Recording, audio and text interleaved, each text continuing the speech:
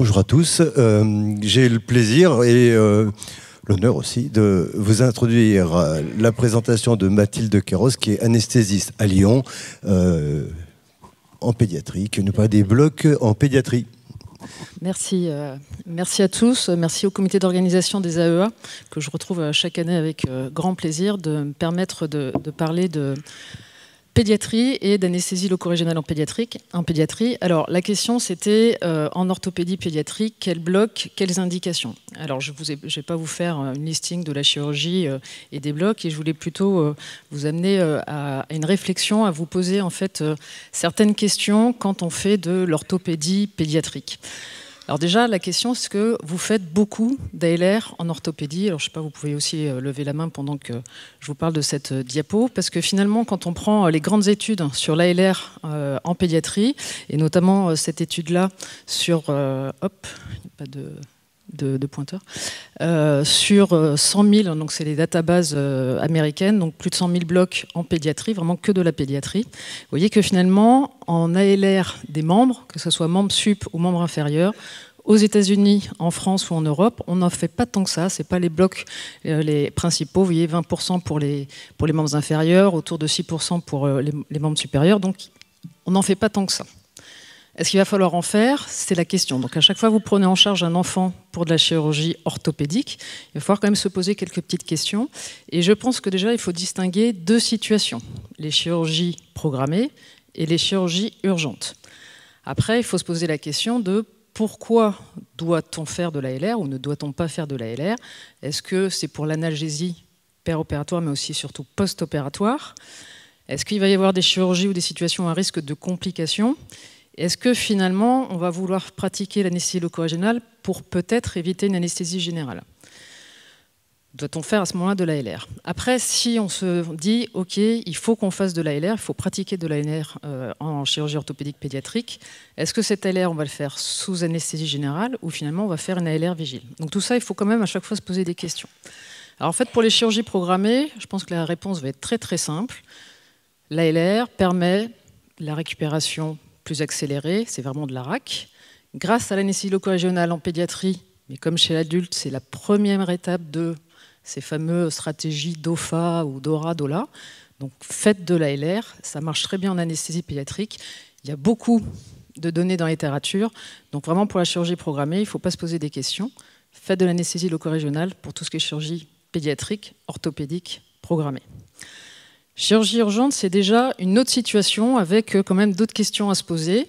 Déjà, en fonction, il va falloir réfléchir en fonction du type de fracture. Ça ne va pas être la même pour les deux os de l'avant-bras, le tibia, le fémur et puis surtout le coude. Quels sont les risques post-opératoires de ces plusieurs types de fractures? Les risques ne sont pas les mêmes en fonction des types de fractures. Est-ce que notamment il y a le risque nerveux et puis ce fameux syndrome de Loge, syndrome du compartiment qu'on en a déjà parlé chez l'adulte? Donc si on fait de l'ALR, encore une fois, toujours se poser la question, est-ce qu'on doit le faire sous anesthésie générale ou façon vigile, avec des objectifs peut-être un peu différents? Alors, les complications nerveuses. On en a déjà parlé avec Xavier. Est-ce que dans la littérature pédiatrique, en fonction des types de fractures, on a des données? Alors, on a quelques données, c'est que bien sûr des données chirurgicales, d'études chirurgicales avec... parfois un petit peu difficile d'aller chercher l'information intéressante, mais vous voyez que finalement, en fonction de type de fracture, c'est-à-dire les deux os de l'avant-bras, il y a beaucoup moins de risques de complications chirurgicales nerveuses. Ok. Il passe pas malheureusement.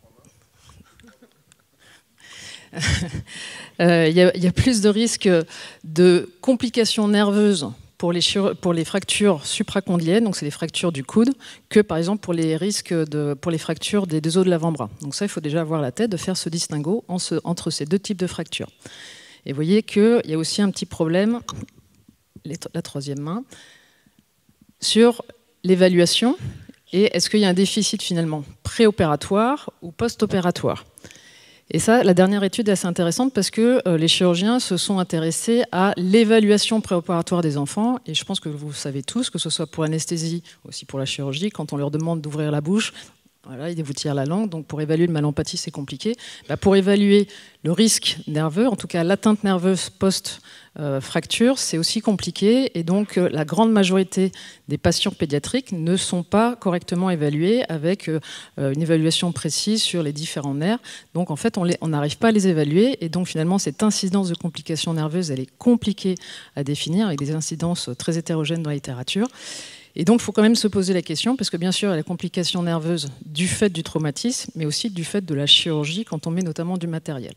Donc, en tout cas, devant ces fractures-là, il faudra se poser la question, et une discussion encore multidisciplinaire avec le chirurgien, est-ce qu'il y a un risque de complication nerveuse? Est-ce qu'il y avait une atteinte nerveuse préopératoire? Est-ce qu'il y en aura post-opératoire? Et se poser la question de l'anesthésie loco-régionale, avec peut-être des protocoles à faire de façon multidisciplinaire, notamment en utilisant des anesthésiques locaux de faible concentration et surtout une surveillance post-opératoire. Et dans la littérature, en tout cas pédiatrique, on en a parlé chez l'adulte, pour l'instant, il n'y a pas de données qui montrent que l'anesthésie loco-régionale majore des atteintes nerveuses qui sont là en préopératoire. Le sujet qui fâche, le syndrome du compartiment, le syndrome des loges, c'est vraiment encore un sujet à débat en fonction des différents centres. Il faut savoir que c'est rare, mais quand même c'est grave. Est-ce qu'il y a des données dans la littérature pédiatrique? Déjà, est-ce qu'en pédiatrie, il y a plus de risques de syndrome de loge par rapport à l'adulte? Encore une fois, ça va dépendre du type de fracture. Et c'est pour ça qu'on ne peut pas faire de généralité en traumato-pédiatrique. Il faut savoir réfléchir en fonction du type de fracture. Et notamment, par exemple, pour les fractures des deux os de l'avant-bras, on a l'impression que c'est un traumatisme léger, sans complications. Et finalement, vous voyez que dans cette étude, il retrouve quand même une incidence de syndrome des loges autour de 2,7%, avec des facteurs de risque, notamment la durée de la chirurgie ou les fractures ouvertes. Sur les fractures supracondyliennes, dans la littérature, pareil, c'est très hétérogène, mais les chirurgiens précisent que c'est un type de fracture qui est plus à risque de syndrome de loge, avec encore une fois des facteurs de risque qui sont retrouvés, comme le type de chirurgie qui dure plus d'1 heure, les fractures ouvertes, la réduction ouverte de la fracture. Et donc là, le message finalement qui est important à retenir, c'est qu'il existe des situations à risque dans chaque type de fracture. Donc finalement, il va falloir connaître ces types de situations. Et une autre type de chirurgie qui est justement, on sait que c'est là où va y avoir la discussion avec le chirurgien concernant l'anesthésie loco-régionale, c'est les fractures des membres inférieurs, notamment du tibia. Et vous voyez, il y a une grosse étude. Nous, en pédiatrie, quand on a 4000 patients, on est super contents, c'est une grosse étude. Tibial, vous voyez qu'il y avait 4500 patients et finalement seul 1% de syndrome des loges. Après, attention aussi au diagnostic du syndrome des loges. Est-ce que c'est un monitorage de la pression? Est-ce que c'est juste un diagnostic clinique? Est-ce qu'on a repris ces patients au bloc opératoire?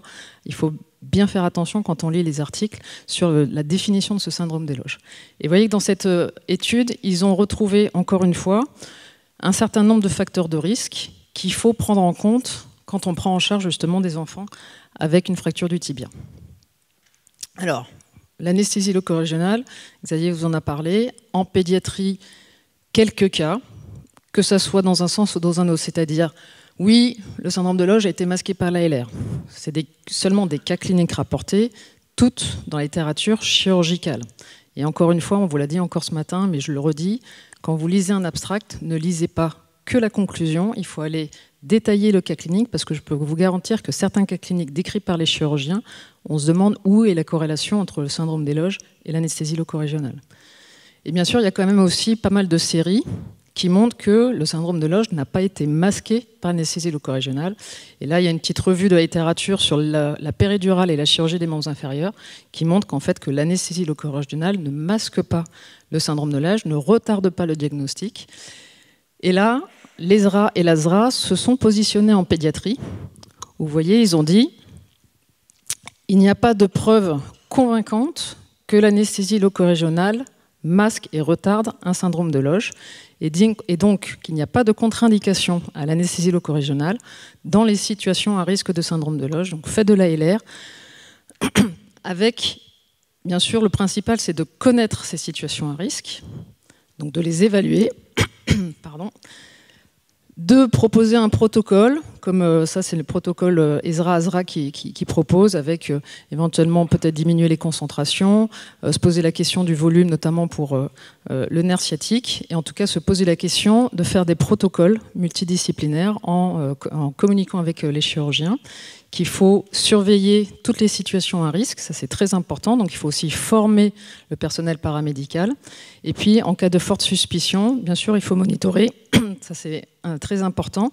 Et il faut connaître aussi les signes cliniques qui peuvent faire diagnostiquer un syndrome de Loge. Alors les fameux 5P en anglais, douleur, pâleur, paresthésia, paralysie, mais ça c'est finalement des signes cliniques qui sont très tardifs. Quand ils sont présents, c'est que déjà c'est un syndrome des Loges majeur avec des risques de séquelles. Et en tout cas qu'on ait les red flags, ça c'est important. Et dans chaque étude, on retrouve en fait cette notion que quand un enfant, que ce soit d'ailleurs un adulte ou un enfant, demande plus d'antalgie, que ce soit d'ailleurs par voie IV, péros ou par voie périnerveuse, il faut se poser la question, c'est pas normal qu'un enfant demande de plus en plus d'antalgiques, par quelle qu'elle soit la voie, et à ce moment-là, il faut suspecter ce syndrome de Loge, monitorer et réagir au plus vite. Alors, après, l'autre question, c'est est-ce que finalement, en traumatopédiatrique, les enfants sont douloureux en post-opératoire? Et il faut vraiment se poser la question. Alors ça, c'est une enquête assez intéressante, réalisée par les chirurgiens, envoyée à des chirurgiens, mais également des anesthésistes. Alors nous, on n'a pas été très forts, on n'a pas seuls 20 anesthésistes ont répondu, et plutôt 240 chirurgiens. Alors, il y avait plusieurs questions.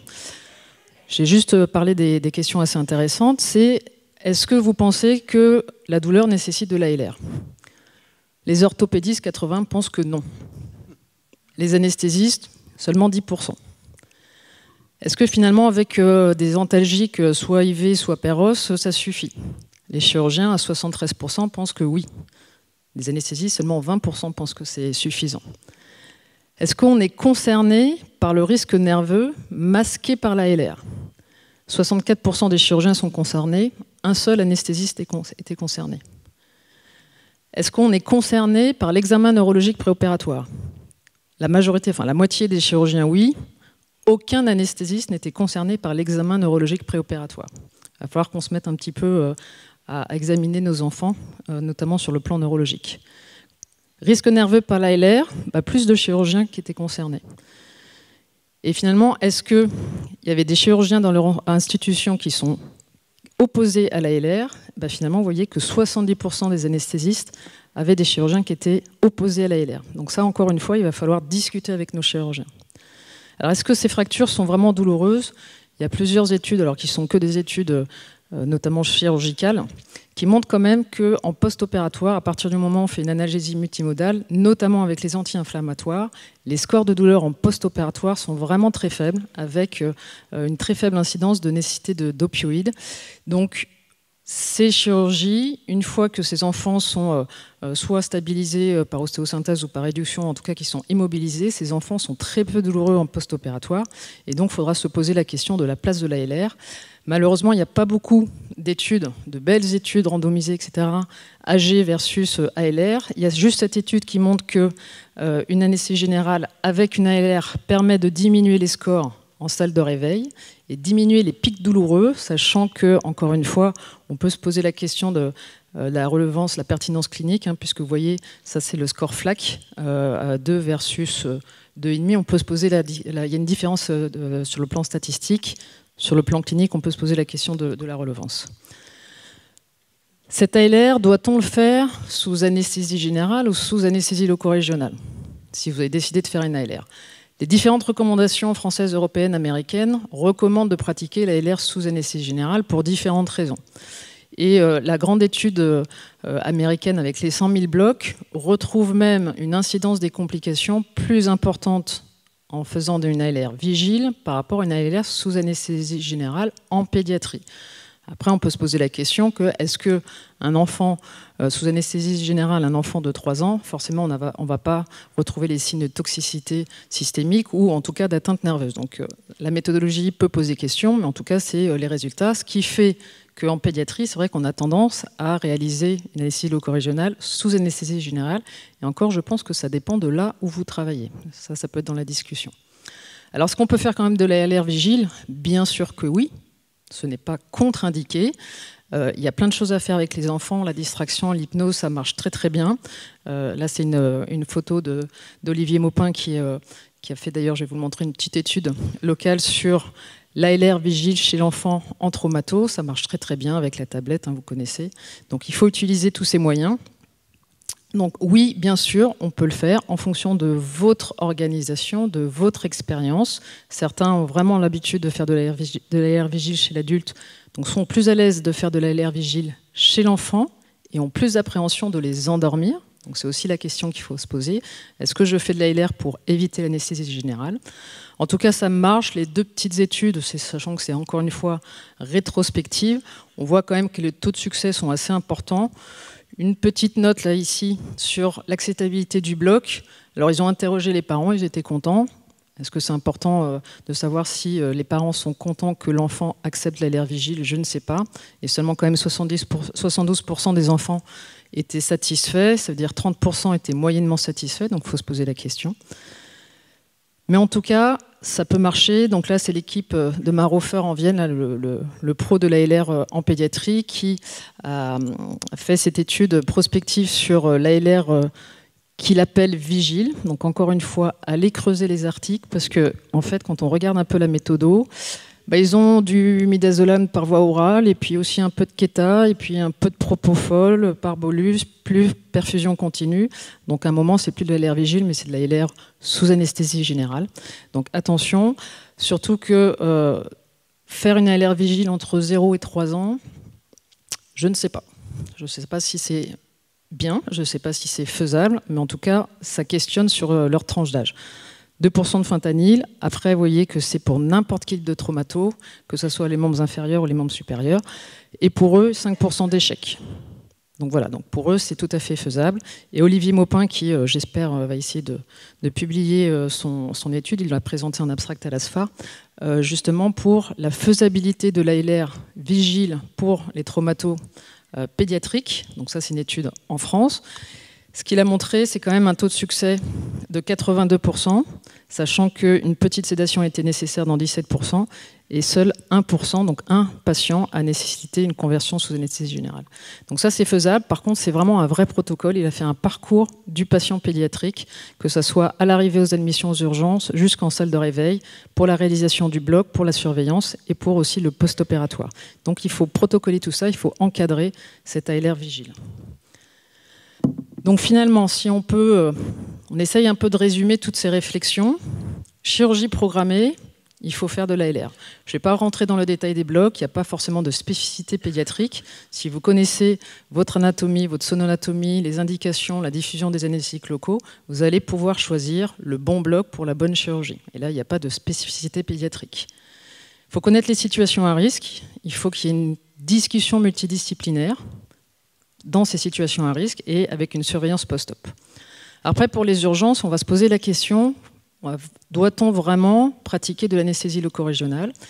Et là, à cette question, va dépendre bien sûr de la situation. Est-ce que c'est pour l'analgésie? Est-ce que c'est pour éviter une anesthésie générale?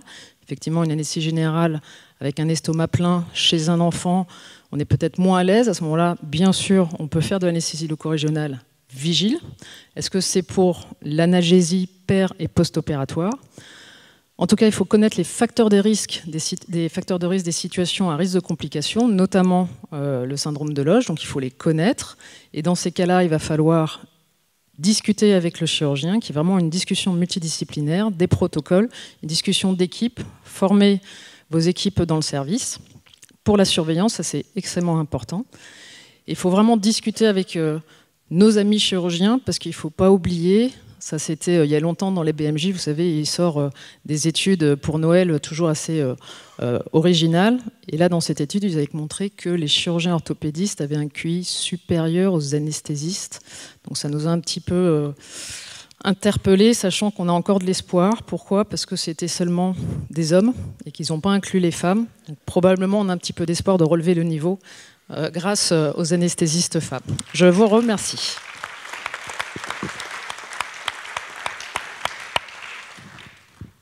Merci Mathilde. Je voudrais savoir quelles sont les questions que vous avez à poser à Mathilde. Ah, je vois, non. Non, pas de questions. Est-ce que vous faites de l'ALR en traumatopédiatrique? Ok. Qui fait sous anesthésie générale? Qui fait vigile? Qui fait les deux? Très bien. Ça reste encore des questions et des réflexions. Donc posez-vous la question. Effectivement, ce n'est pas l'un ou l'autre. Ça peut l'un et ou l'autre, en fonction de ce que vous avez l'habitude, des pathologies, etc. Moi, j'ai une petite question sur l'étude de ton collègue. J'ai vu de la ROPI 0365. Je ne suis pas anesthésiste pédiatre et moi, j'ai toujours appris qu'on diluait les anesthésiques locaux. Et puis là, je suis étonné de voir que finalement, c'est des doses qu'on fait chez l'adulte. Alors, qu'est-ce que tu dirais aux pas très spécialistes en ce qui concerne la concentration des anesthésiques locaux chez l'enfant? À partir de quand on fait normal? Voilà. Est-ce qu'il y a des choses particulières? Alors c'est vrai que dans les recommandations françaises, alors qui datent un petit peu, il est recommandé d'utiliser des faibles concentrations. Pourquoi? Parce que les études ont montré que d'utiliser des hautes concentrations, ça n'améliorait pas l'analgésie post-opératoire et avec des risques de bloc moteur au réveil. Et un enfant n'a pas encore la perception complète de son schéma corporel et donc avec des angoisses de l'enfant, des parents, sans améliorer l'analgésie. Donc c'est pour ça qu'il est recommandé d'utiliser des faibles concentrations. Mais c'est vrai que ces ALR avec des faibles concentrations, c'est sous anesthésie générale et qu'en fait, probablement, quand on fait de l'ALR vigile, on utilise des concentrations un petit peu plus élevées qui se rapprochent de celles de l'adulte pour avoir ce fameux bloc moteur et pour que l'enfant ne sente pas le fait qu'on triture son bras, qu'on le met dans tous les sens, qu'on mette en place des vis ou des broches. Donc c'est plus ça, sachant que dans son étude, c'est à partir de 6 ans.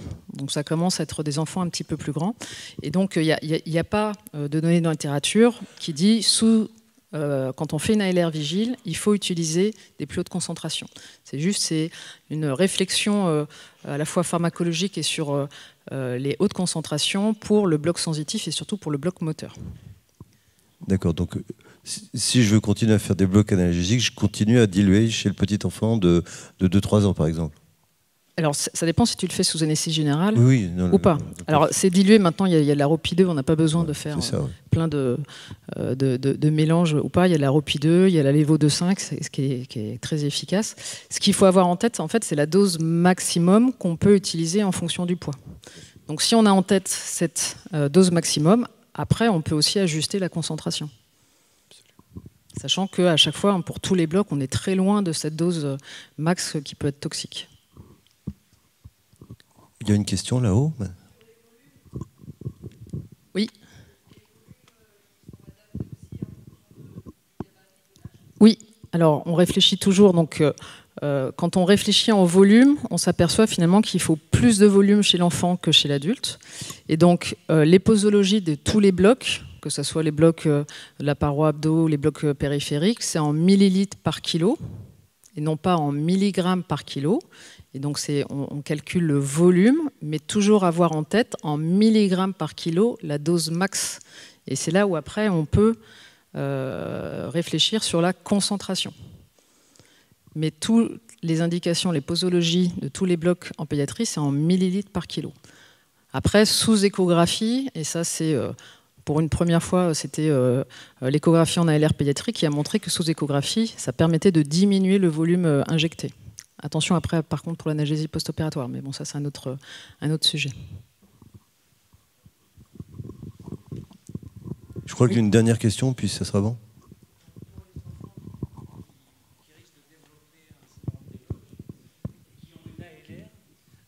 Est-ce que vous les gardez plus longtemps en salle de réveil ou est-ce qu'ils montent dans le service après quelques heures? Le syndrome des loges apparaît dans les 24 heures. Donc, ce n'est pas parce qu'en salle de réveil, il ne se passe rien qu'en post-opératoire, il ne va rien se passer. Donc, ce n'est pas forcément une indication de garder plus longtemps en salle de réveil. C'est surtout une indication de « attention, ce patient est à risque de syndrome des loges, donc dans le service, il faut le surveiller de façon très attentive. Il faut que les infirmières, dans le service, connaissent les red flags et éventuellement les signes cliniques d'alerte qui font dire attention, ce patient peut-être développe un syndrome d'éloge. Ce n'est pas forcément une indication de garder plus longtemps en salle de réveil.